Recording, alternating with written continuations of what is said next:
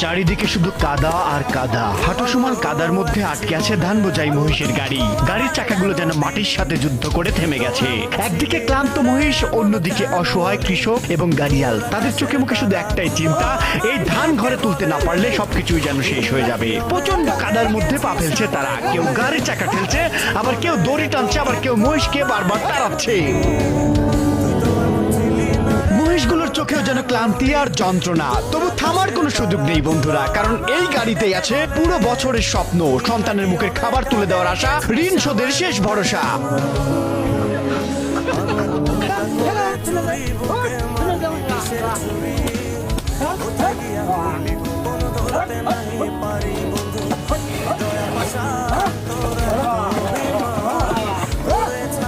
সারা মাঠ জুড়ে সবুজ আর সোনালী ধানের সমুদ্র, আর সেই সমুদ্রের মাঝখানে ছোট্ট একটি নালা। দেখতে ছোট হলেও এই নালা যেন হাজার হাজার কৃষকের জীবনের সেতু।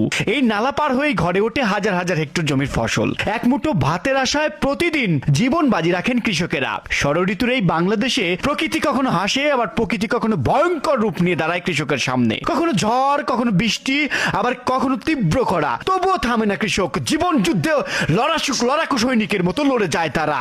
এখন বৈশাখ জ্যৈষ্ঠ মাস চলছে, বড়বিল অঞ্চলে চলছে ধান কাটার উৎসব। কখনো কালো মেঘে ঢেকে যাচ্ছে পুরো আকাশ, কখনো মুহূর্তেই নেমে আসছে প্রবল বৃষ্টি। আবার সেই বৃষ্টি থামাতেই প্রচন্ড রোদ নিয়ে হাজার হাজার কৃষক নেমে পড়েছেন মাঠে, কারণ তারা জানে একটু দেরি মানেই বছরের কষ্ট পানিতে ভেসে যাওয়ার সম্ভাবনা থাকবে।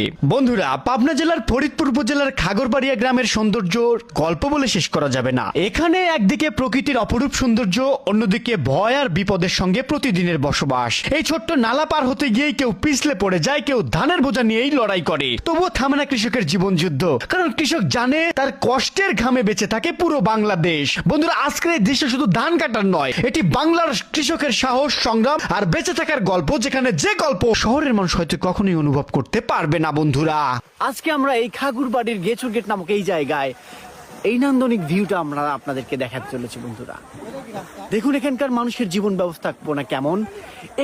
এখানকার মানুষ প্রতিদিন সকাল হলেই সংগ্রাম শুরু হয়, তাদের যুদ্ধ শুরু হয়। যে যুদ্ধ বেঁচে থাকার যুদ্ধ, যে যুদ্ধ একমুঠো ভাতের যুদ্ধ,